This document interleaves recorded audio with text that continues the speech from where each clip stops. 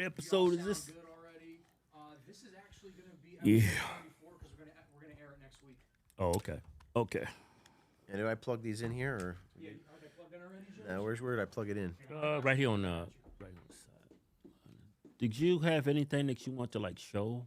I have the trailer. The for trailer the for the movie, and just talk about the movie and Okay. talk about working out and talk about life and Yeah. Veritas. whatever you want to talk about. Why you got, Okay. I wanna know about that Okay. shit. And How the you movie is sound, coming James? out. You hear yourself? Right. Okay. Quarter movie. Yeah, I can hear. Yourself? Cool. Yeah. Yeah, just adjust the mic to your liking. So You sh- gotta be pretty close to it. Yeah. Yep. The trailer for the film is coming out next week. Okay. The film next. I watched your Megan Kelly interview. Oh yeah, Yeah. that was good. Yeah. He's like, I want to give this away. He kept saying, I'm giving You away gotta- too much of my movie. Yeah, everyone you got wants. to see that in the film. You guys see that in the theater? Yeah. That's funny. If we come across and ask you, say, you got to watch the film to know Yeah. that. It's okay to say that. That's What's funny. in the film? You got to watch the film. Right.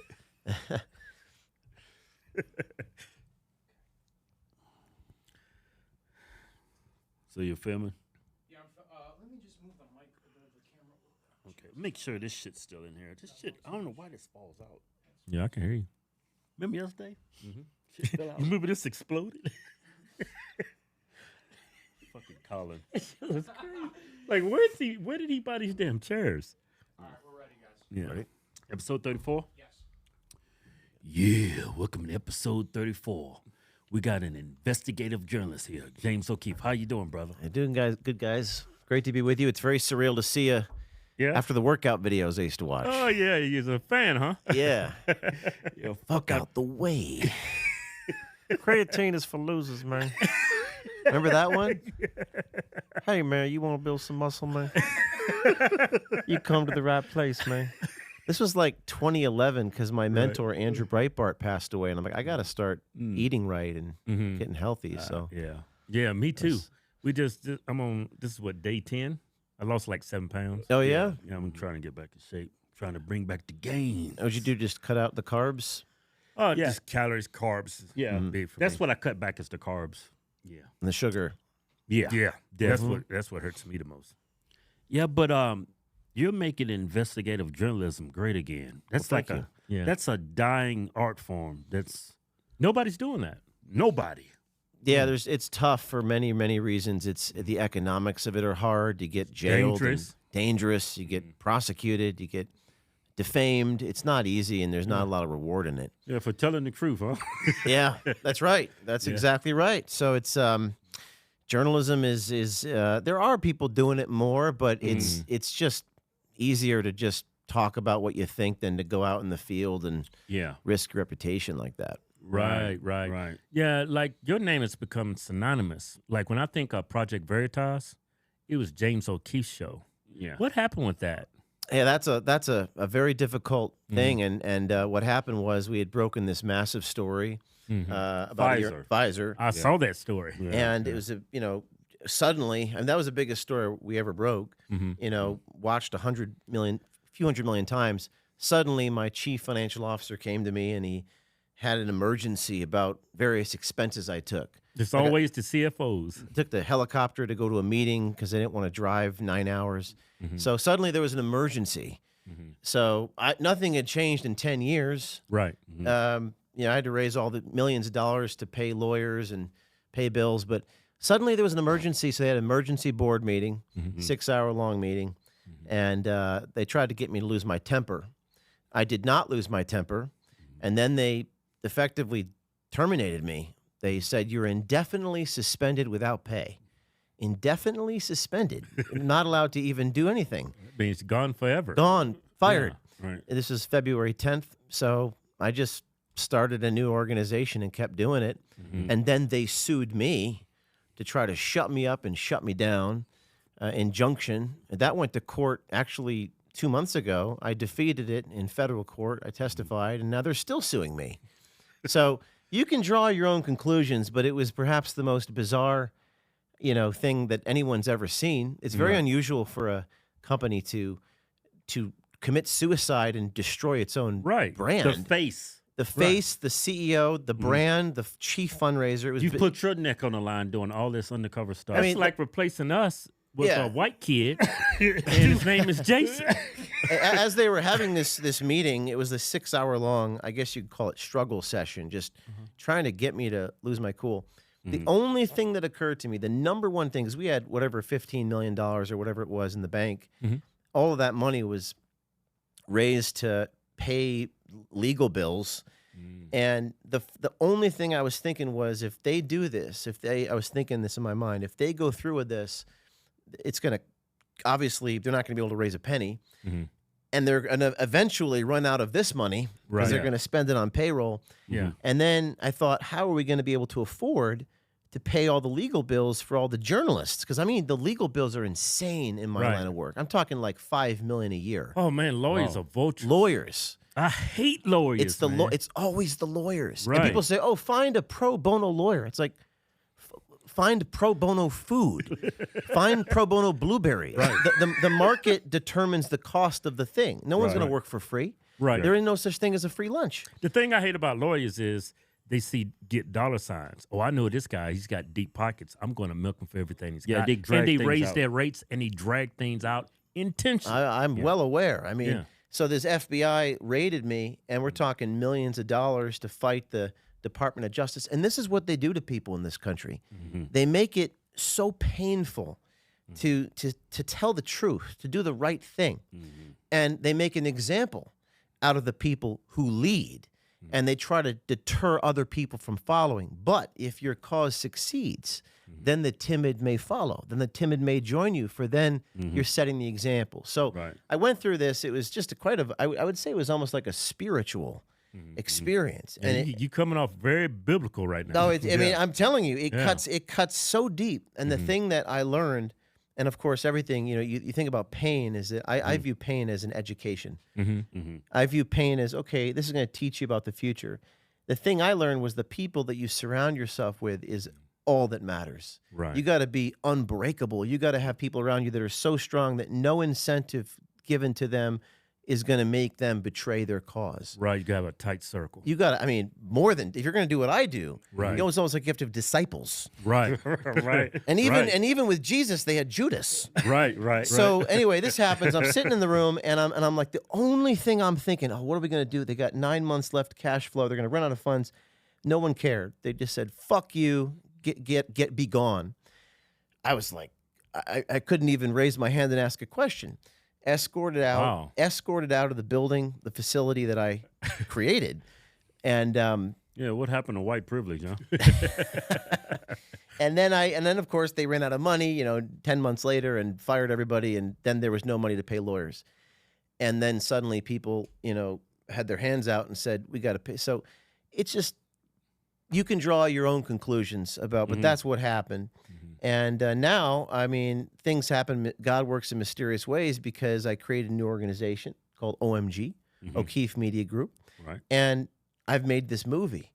It took me a year to make. It's all about the border crisis. And it's a very unusual look at the border crisis, in that I actually went to Mexico. I rode the train with all the Venezuelans, illegal immigrants. My buddy Anthony actually did it before me. He got kidnapped by the cartel, but he inspired me to do it. He went with me, and we filmed the entire journey the illegal immigrants take from Irapuato, Mexico, to New York City. You know what? You did something that no man on this earth has ever done. And very dangerous. You've takes a lot of cojones. How do you? I mean, I'm sure, like right now, you have not had the opportunity to take a step back and realize the accomplishment of what this film stands for. Now, I don't rest on my laurels. I just, the reason why is, like, when you're in my position, you get DMs. I'm sure you guys get this, but we get it like every 2 minutes. I got a story here. I got a story there. Everyone in this society is like, world's on fire right now. And everybody's got corruption. So every 2 minutes, we get another tip, another DM, another signal. You got to come to my school. You got to come here. You got to come there. So for me, it's like a lot of responsibility. You didn't have time to celebrate. No time to celebrate. I should celebrate. I should do that. We're having a red carpet premiere Tuesday. You guys are invited. You probably can't make it, but out in Los Angeles, we're going to have a Hollywood thing for the movie. But this movie is like the culmination of my life's work. It took me a year. I am the director. I was in that room for 5 months putting it together. Now, wait a minute. Who's your CFO? He's not going to fire you. Right? You got to watch out for the CFO. So I'm the CFO. Oh, okay. Good. I'm the CFO. You learn from your past mistakes. There's no board. There's Right. no directors. I am the owner, the 100% owner of OMG. And but the film is a documentary, but documentaries tend to be very like boring and they preach to you and they're retrospective. This is like you're in it. You're immersed with the cartel. You see what these people see. I took all politics out of the film. I think That's this good. is a humanitarian issues with Right. these children getting trafficked. It's not a political thing. Yeah, I think you framed it correctly. Yeah. Yeah. And I think that's why you're so successful. You come off very, very genuine. Well, thank you. And I think we have a trailer. I don't Yeah, know if let's you go have to the that ready, trailer. but I'd love to play that for you guys. Yeah.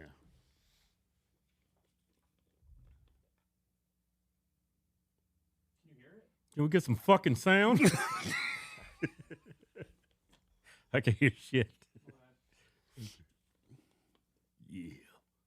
We get some sound. Yeah.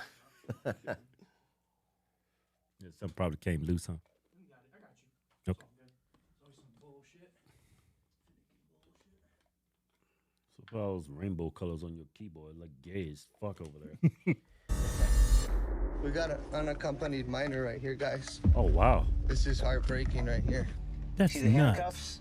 Those criminals are being put with the kids? Yep. They're putting the criminals with the kids.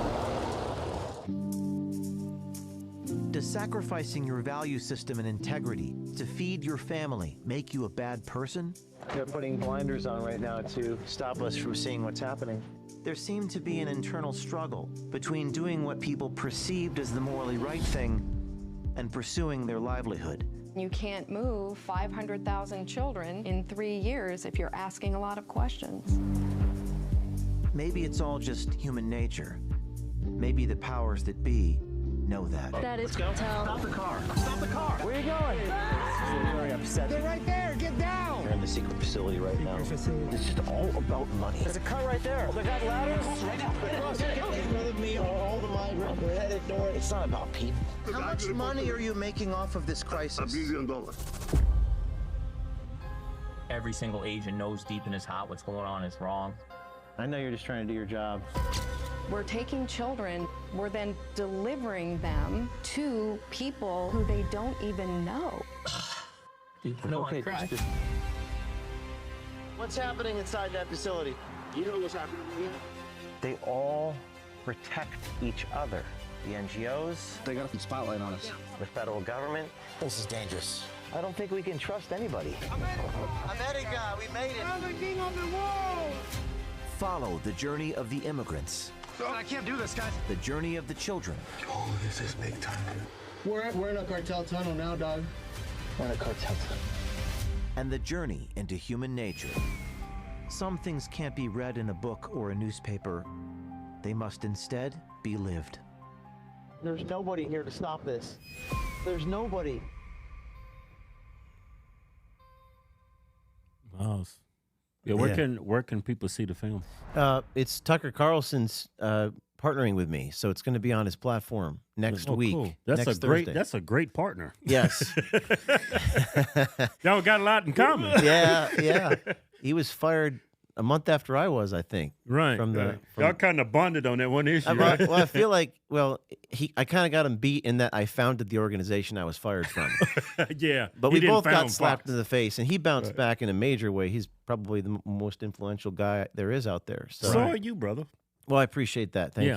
Thank you. So That's amazing. Your doc. It doesn't come off like it comes off like a very like a movie. Yeah, a movie. Not only a movie, but it's a reality show, and it's real. It's real. It's all real. You're Right. gonna watch this, and you're gonna be like, how did he get that on tape? Like, Right. There's this one scene in the film where I come into covering issues like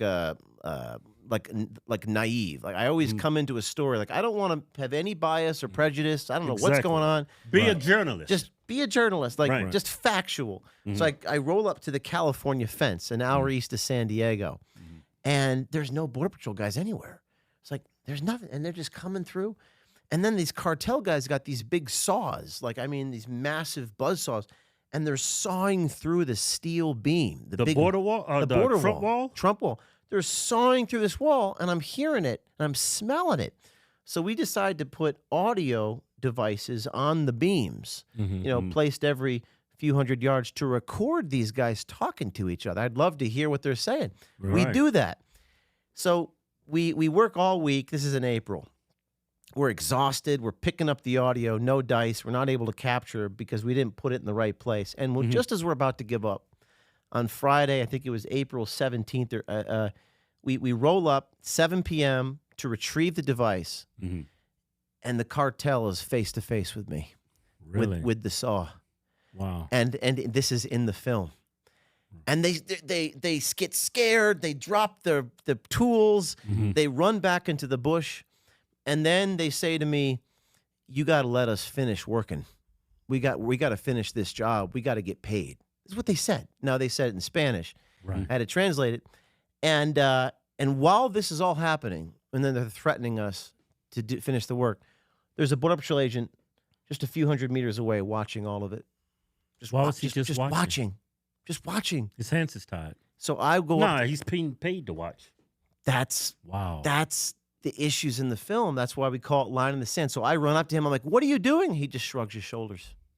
And a lot of these Border Patrol agents telling me, oh, I need to feed my family. I have my pension. I make $130,000 a year. It's like, so you're just doing this for the money? They're like, yeah, I just need the money.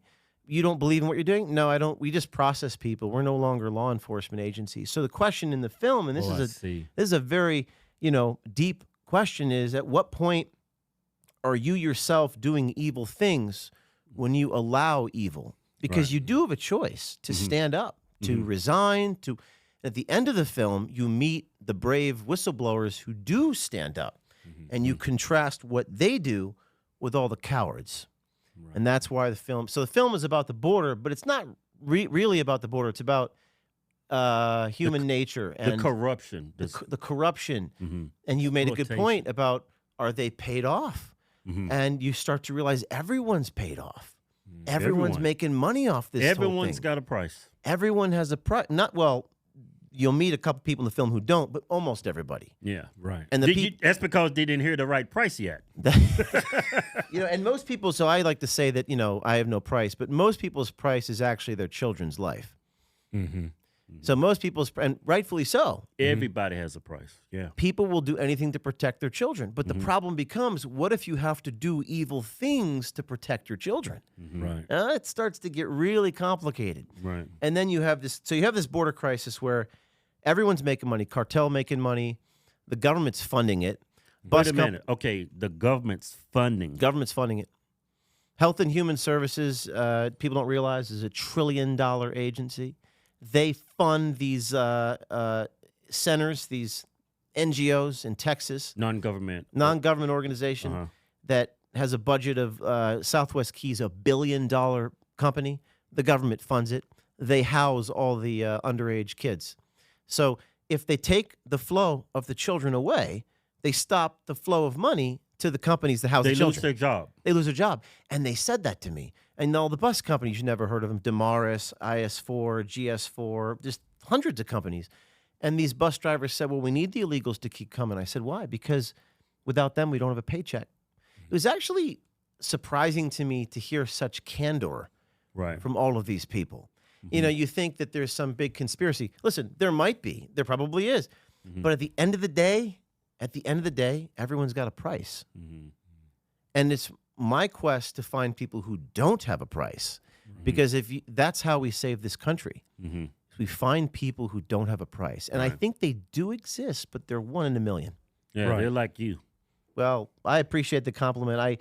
Don't tell me that sold your soul to the devil. No, nobody. I was fired. Like, the most painful thing I've ever been through was being fired from Project Veritas. I've been raided by the feds. I've been jailed. I was on effective house arrest for 3 years in my 20s. That's a whole other story. I've been defamed. I've been sued 30 times. I've been to 3 jury verdicts in 5 years. But that's crazy. I think the betrayal for me is the hardest. It's like you get shot at the front, at the top, from the sides, but then you get stabbed in the back. Right. People will stick a fork in you the moment they can. These are conservatives that did that to you.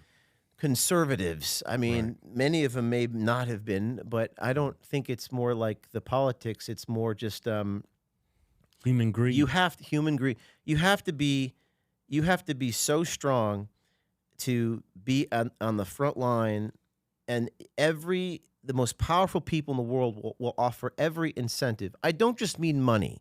I mean, like, when you're getting tarred and feathered and smeared and attacked, the people around you have to be strong enough to say, that doesn't bother me.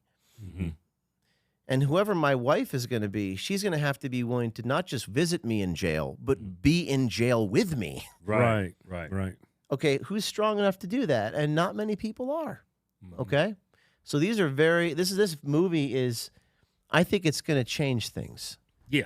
I think people are going to start going, okay, we're not going to have a country unless we stand up and we stand for something greater than ourselves. Right. I remember when Trump was in office. What was that guy from Texas? He's I think he was a senator. He was running for governor in Texas. What's his name? Beto. Beto. He tweeted a photo of this two immigrants who died in Rio Grande, I think, or something, in Texas. And he tweeted a photo blaming those deaths on Trump.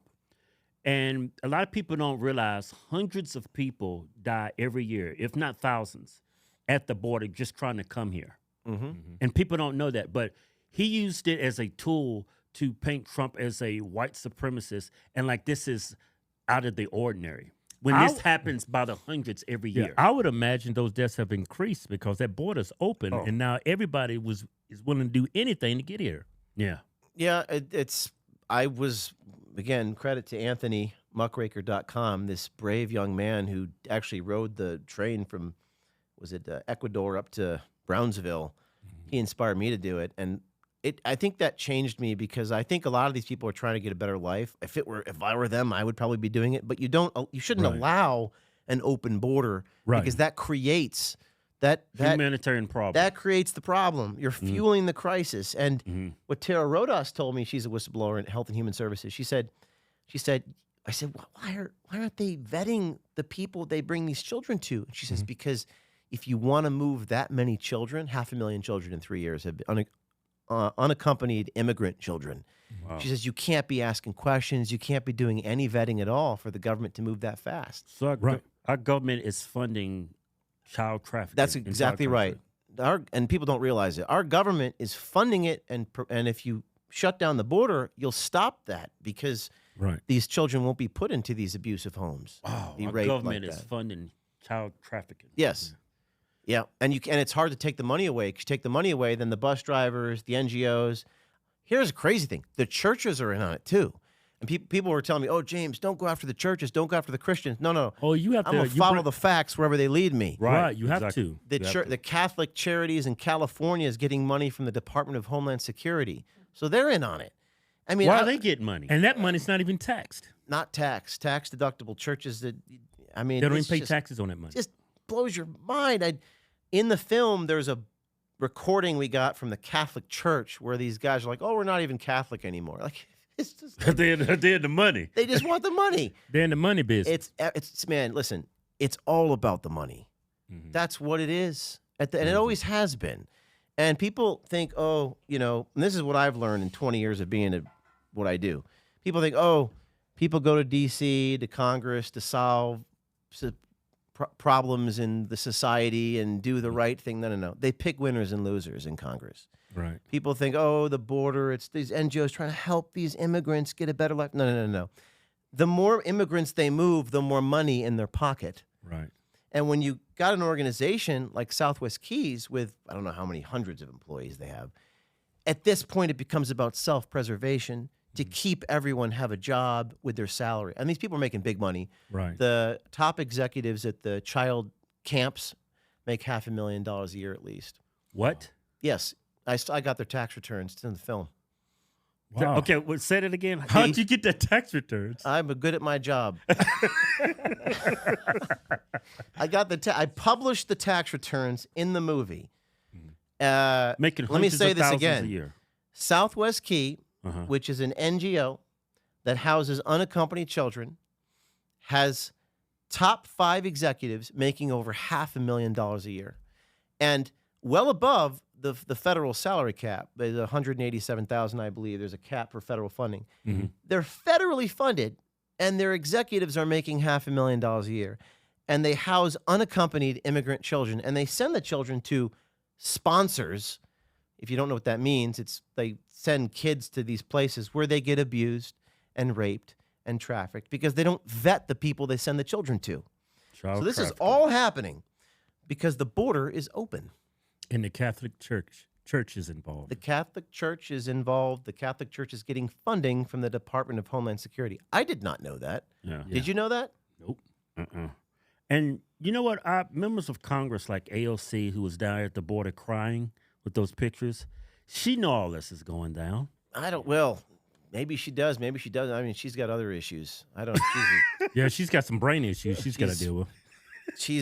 She probably wants to put me in jail. She'd put me in the guillotine if she had the power, I'm sure. Yeah, right. But this is not a political thing, and maybe it shouldn't be. It's just as a humanitarian crisis. On some level, we make fun of her, but man, I'd like AOC to watch this film and appeal to her better angels, because I think you can't have a soul if you watch this and you just anybody who has a soul, like you guys watch them, you probably should bring some Kleenex. Yeah. Because at the end of the film, I mean, every person I've shown the ending of this film to has actually cried. And I think that they've cried because, yes, it's hard to see the scenes of the drug children and little girls. And Drugged children. Drug children.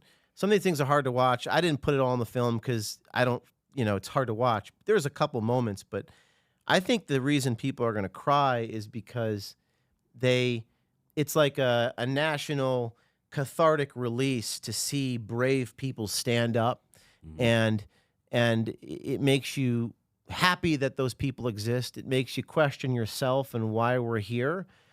But if AOC is watching, I would say, appeal to your better angels and do something about these kids. Yeah. Every member of Congress, every member of the Senate, I mean, everybody, whether they need left to or watch right, that.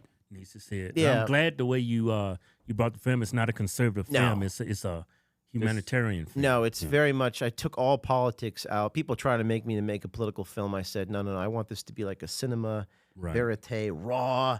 It starts with the cartel threatening me, and then the Border Patrol watching, and then it goes on the journey. If anything, I think it's more of a bleeding heart film because when I rode the train with the Venezuelans, I thought many of them were nice people. They took me in. Anthony and Taylor, my colleagues, taught this to me.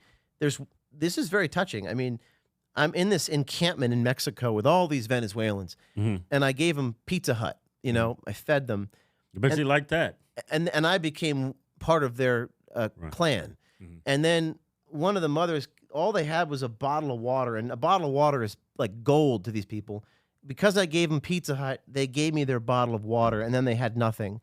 It was very touching. I think it actually changed me. It made me realize the humanity of this, the human element. And little babies, these mothers are holding their babies on their chest, and they're climbing aboard a moving freight train. Now, we're pretty athletic guys.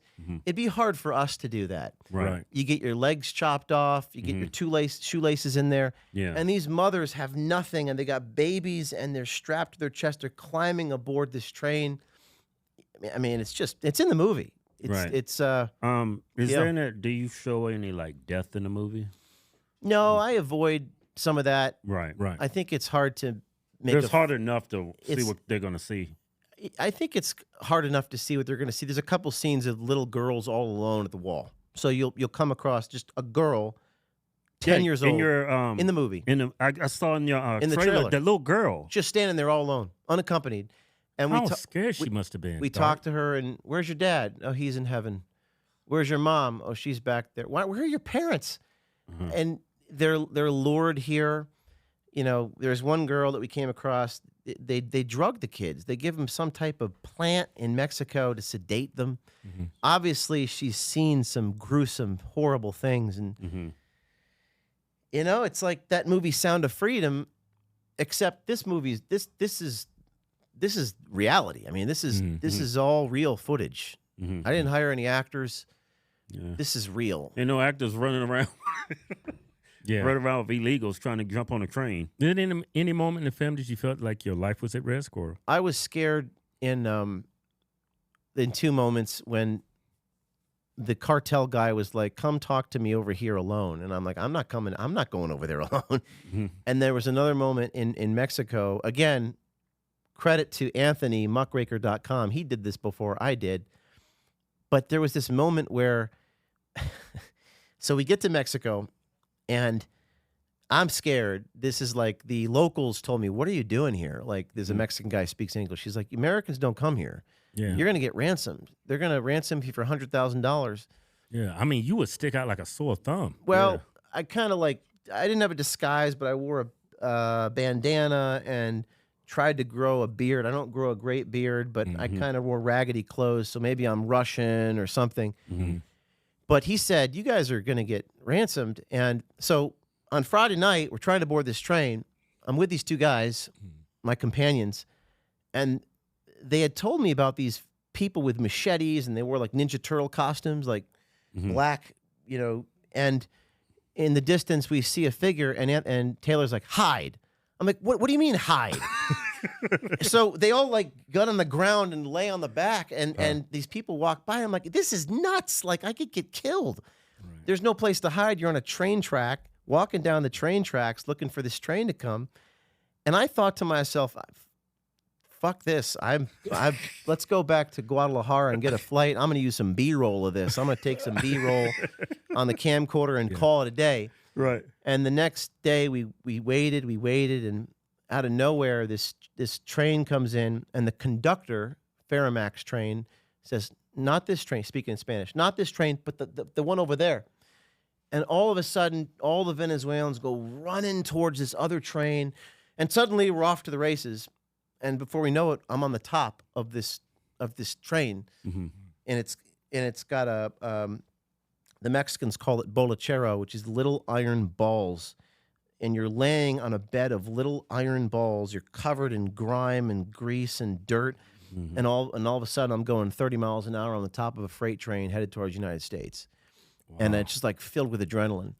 And in the movie, we do get detained by the Mexican Army and Mexican National Guard. So to answer your question, when I was detained, they covered the Army covers their faces with the cloth, and one of the Mexicans said in Spanish, "This is not good," because usually when they cover their face, they beat the shit out of you.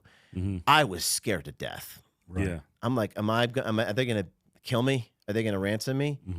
And you'll have to watch the movie to see what happens. You had to avoid some very dangerous wildlife too, right? Snakes? No, I didn't come across anything like that. Everything dies out there in the desert. No wildlife. Just a lot of dust inhaled. Oh, okay. Wow. Back to the NGOs. Well, I had no idea that our government was funding that. I thought it was all not. These organizations are non-government organizations. I thought it was all this was located on federal government buildings. This was all by the federal government. I didn't know it was private businesses handling this, being paid. NGOs, non-government organizations. We go that in depth in the film. In San Diego, we follow the immigrants to this parking lot, and all of these NGOs are there, and we document every one. We recorded them all. They didn't know they were being recorded. All the money they get from the government. People don't even realize it. And the government's funding all of it. And I guess you can't have it as an official government organization. That's like treason. Yeah, non-government organizations, but ironically, they're funded by the government. So they're actually a government organization. I mean, I don't get any funding from the government. Right. It's wild. It's like a legal loophole for the government, so they have to pay for the consequences of what they're doing to these people. And again, it not to go in circles here, but it's just every person I spoke to said, "I'm just doing my job, man." Yeah. Oh, well, do you think what you're doing is right? They're like, I got to feed my family, man. Yeah. And these people, I'm sure they don't have a security clearance or a background check or Federal Border Patrol. No, I'm talking about the NGOs. The NGOs, no. Well, they could be drug cartel for all we know. That's an interesting point. I mean, the NGOs in Texas, they'll say this is a federal compound. The question is that a federal facility, or is it an NGO funded by the government but itself is not federal. I don't know the answer to that. I snuck into these places. My lawyer said, well, it's a risk. It's federal property, maybe, and it's illegal to sneak into federal property, but we took the risk because we felt the children, it's an important issue. Right. We spoke to all the people that work there, and one guy said to me, it's in the film, he goes, yeah, I'm not supposed to tell you this place even exists. What? You're getting Like funded. Section 7. Why all this secrecy? Like, what are you doing such that you need to keep it secret? Right. It exposes our government.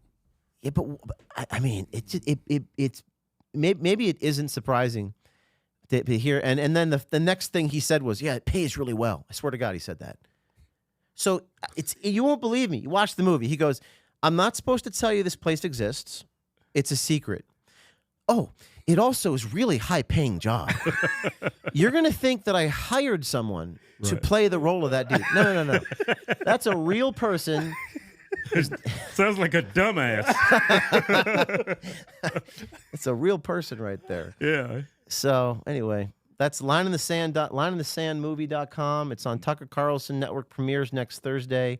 We're having a red carpet premiere in LA on Tuesday, and hopefully it makes a huge difference.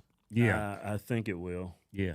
I think it will, especially we got this election coming up. It's going to open up a lot of people's eyes. I think it's great timing, really. Yeah, it's perfect timing. And it just needs to expose, because Kamala's supposed to be the border czar. And it shows why they didn't do anything for the border. Yeah. They got their hand in it.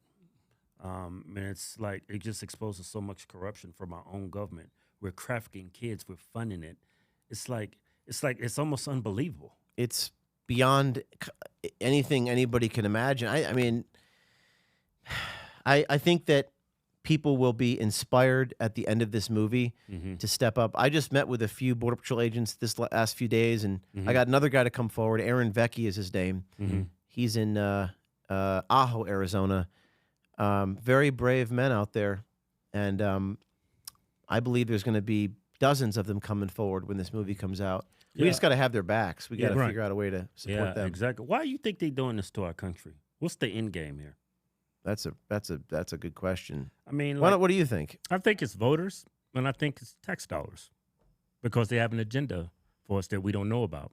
Yeah, I mean, we're talking about all the money that's going to these government or non-governmental organizations. They're giving these people tens of thousands of our tax dollars to live cars. and to eat cars, housing. Yeah. I mean, I don't think the American taxpayer really realize how the government's funding all of this. Yeah. Because they've never done anything like this for their own citizens. We have like veterans that need help. We have homeless people. We don't even treat our own citizens this well. Feels like we're being replaced. Well, power tends to corrupt, and absolute power corrupts absolutely.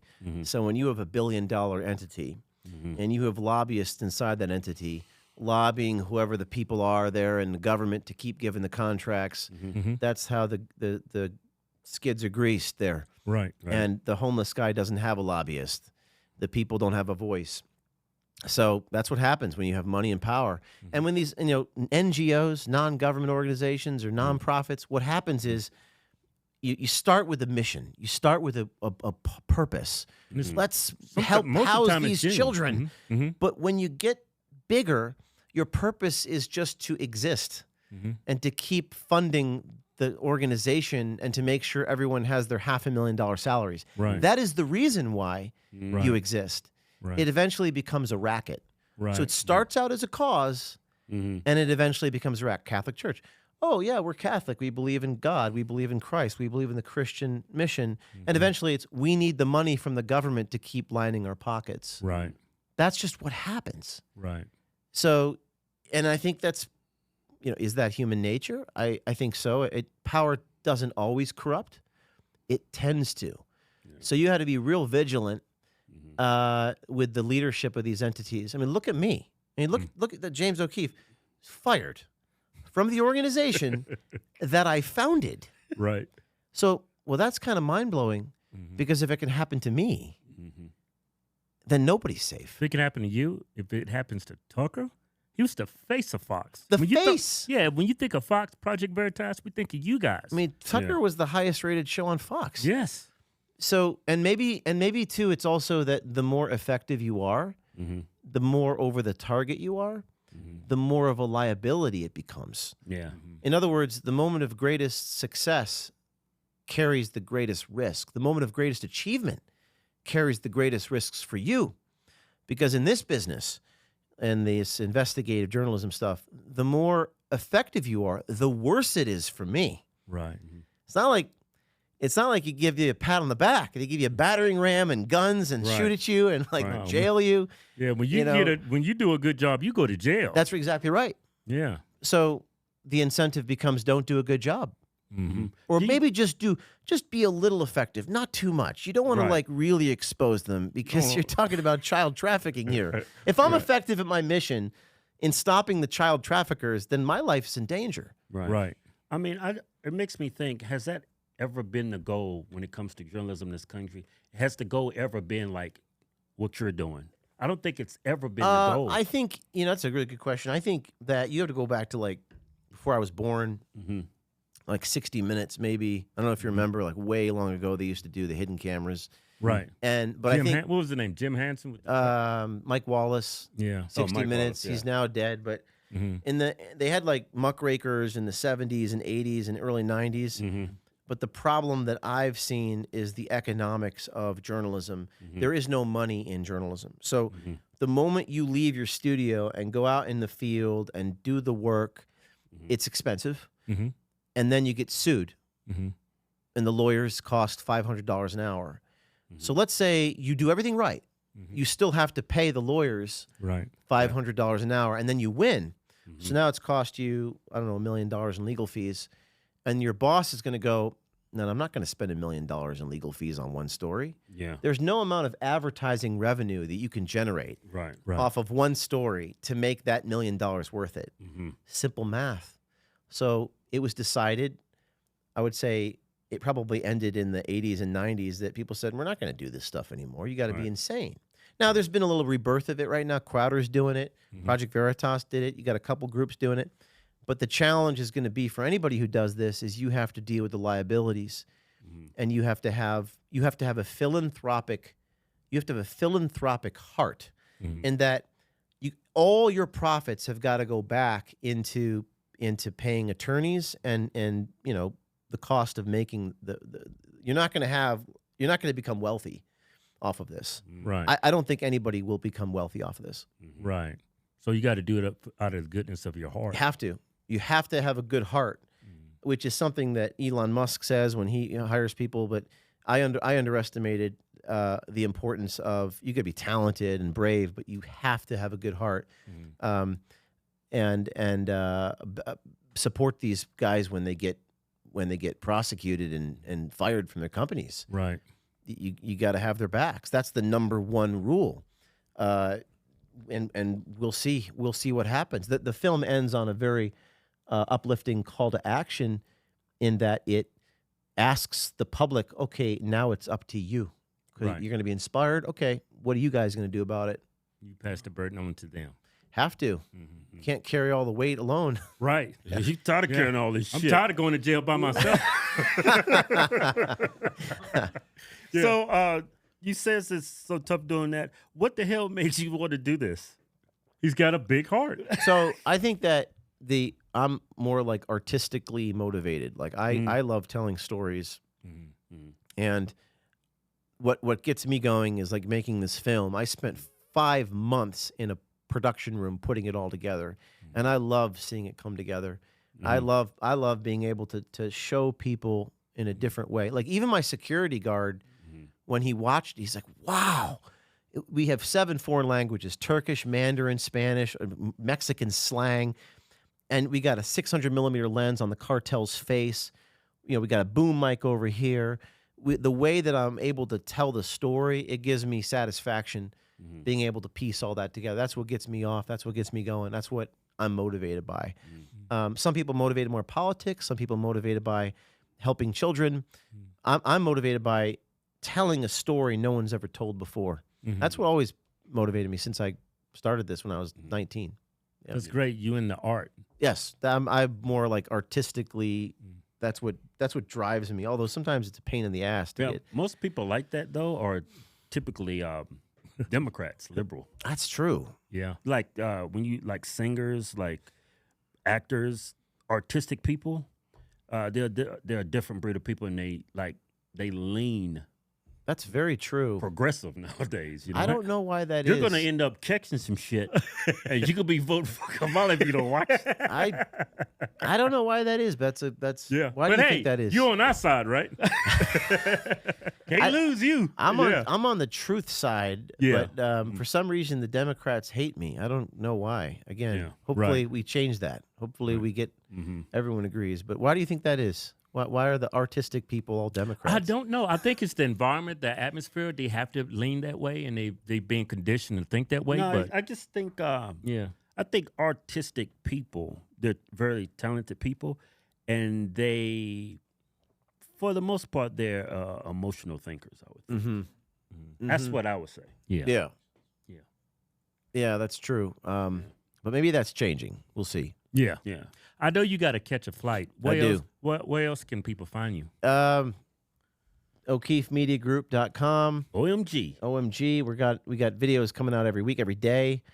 We got a video coming out later today. The Mexican army dude. We were at the fence the other day, and he's like, "Oh, there's no immigrants coming through here." And then literally a few hours later, that same dude is escorting them across. It's like, no shit. I swear to God.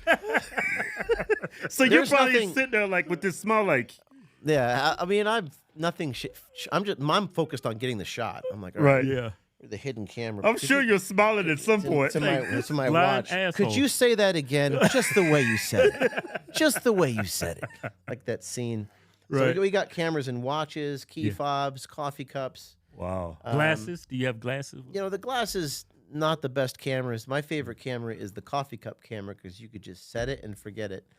So anyways, the movie, I encourage everyone to watch this movie, lineinthesandmovie.com. And sorry, I'm short of time. I got to go on to the next adventure. That's okay. We put a link to your movie in the description. Yeah. And we got to work out sometime. That'd be fun. Yeah. Go to the gym. Yeah. Make some gains. Make all kinds of gains. Building muscles hard. What did you say in the videos? What was your say? I can't remember. It's hard to man, creatine is for losers, man. What's wrong with creatine? Do you still believe that? Man, I can't take that shit anymore, man. I'm just going to get kidney stones. Kidney stones. Yeah. Oh, Bell, deadlifts are back snaps. Do you still believe that? I have a bad back. I have a bad back, dude. Oh, the bad back. Everything with me is anecdotal, man. Yeah. So I see somebody in the gym doing deadlifts. I'm like, man, you gonna snap your shit up. Man, you'll snap your shit up, man. Yeah. Fuck out the way. I also do impressions, by the way. Yeah. That's the theatrical part of me. It is so surreal to be sitting here with you guys. I used to watch the workout videos. Now we're talking about like the meaning of life and border and children. And that's crazy, right? Life is funny in Las Vegas. I'm in Las Vegas. And yeah. Man, but I do work out. I do try to eat healthy, all the stress, and you got to do that every day. Got to be tough. Yeah. Getting the calories is hard. Yeah, especially you chase around freaking Mexicans calories, running around. Yeah. Airport has no healthy food. Oh, nothing. Right. And traveling sucks, dude. Traveling, you can't sleep. Yeah. You can't eat healthy. You can't work out. It just drains you. Breakfast is important. I try to eat scrambled eggs, avocado, oatmeal every morning. There you go. Yeah. If I do that, I'll have a good day. Wake up, do that. But yeah, man, thanks for having me on. Thanks. I gotta go. Hey, thank you, brother. Thank you. Thank you. Thanks, guys. Yeah. How long is that, Joe? You can't ask one more question. Can I ask you one more question before you leave? Sure. 5 minutes. Yeah. Ask him that question. Okay. What was the worst thing you had to? Okay.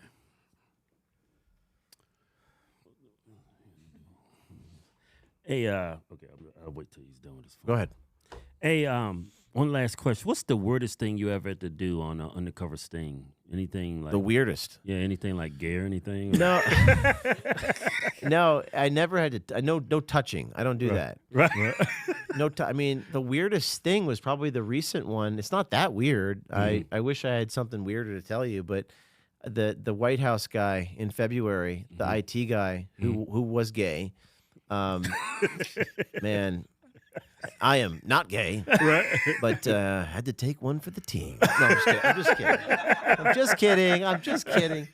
Now, I play all types of roles. I've played, mobsters and terrorists. And anyway, so I'm sitting with this guy, and he's like a smart guy. He went to Harvard, and I'm thinking, oh man, he's gonna know it's me. Right. I don't really know how to be gay, and little did I know. And first of all, in Washington D.C., the ratio of gay dudes who are there's receivers and there's catchers and pitchers. You know what I'm pick up what I'm putting down. Yeah. One who gives, the other one takes. Correct. Right. So the ratio of people who receive versus people who give is quite high. It's like 10 to 1. So in the undercover work that we do on these dating messages, the first question is, are you a top or a bottom? I did not know this. I knew nothing about. So what and I'm not you, making top or bottom? So if you want to be a successful undercover investigative reporter, citizen swiper, you got to be a top because they're all bottoms. Wow. And the first question they ask is, and if you're a top, you're in business. Now, I'm not making a moral judgment against gay culture or anything like that. I got my uncle was gay, but it's interesting. And this guy I met with, so smart. They all talk about themselves. All they do is talk about themselves. And you just ask questions and you listen and and then he goes, wait a second. He goes, I'm sitting right across from him. I just got glasses on. Right. And he doesn't recognize me. And he's spilling all these secrets about Biden and Kamala. He works in the White House. Yeah. He's got a top security clearance. He's thinking about that big fat white cock. I didn't say it. You guys are going to get me in trouble. I did not say that. So I'm sitting there, and I'm just like listening to this. And then finally, he comes out of his little, monologue, and he goes, wait a second. I know nothing about you. I'm like, oh, boy, I'm going to get burned. I'm going to get compromised. Right. And I'm like, oh, stop. You're like James Bond. Keep going. And he's like, oh. And he just keeps going. And that's all I had to say. Right. And people think that I have to do it. I don't have to do anything. I just have to feed the ego of the person. And it's, so people have these conceptions like we don't touch anyone. We don't go to bed with anybody. We don't ever do that. People just confess their sins. They confess. I notice about bottom boys, like gay men, they are very, very, very messy. They are almost a liability. How do you know that? Oh, I had some messy friends. Yeah, it's like they're a liability. And they don't care whether it's an alpha or a gay. I don't think that I mean, I may be wrong on this, but I think they just because my staff was like, how is O'Keefe able to meet with all these gay dudes? He's alpha guy, and it's almost like they want the alpha. Right. They don't care. They want someone to come off like they're straight. I'm probably going to get comments, and I don't know. I'm just telling you what I've seen. All right. I'm just coming at this blind. I'm just telling you what I've witnessed. Yeah, but that like shows like that group of people, they're like so narcissistic. Yeah. They're totally into themselves. Well, most people will talk about themselves. Yeah, at some point, but it's like you said, it's like constant. I mean, human nature. People, I view it like I'm their therapist, and they just want to confess all the things they've done wrong, and they're not even talking to me. They're just talking. Right. They're almost like I'm not even there. So this is why we all hate Kamala Harris. Nobody likes her in the White House. I'm like, why are you telling me this? Right. Yeah, they're messy. They're talkers. Well, I think that just generally, I mean, all people, even the females that do it, and the guys, they're not even looking at the girl. Yeah. They're just, and that's when you don't have a clean conscience and you're doing something wrong. It's gonna come out. Right. But guys, I got to run. I got to catch a flight. All right. On that note, thanks, man. Yeah, Thanks, thanks. Can we get a quick picture? Yeah, absolutely. Yeah.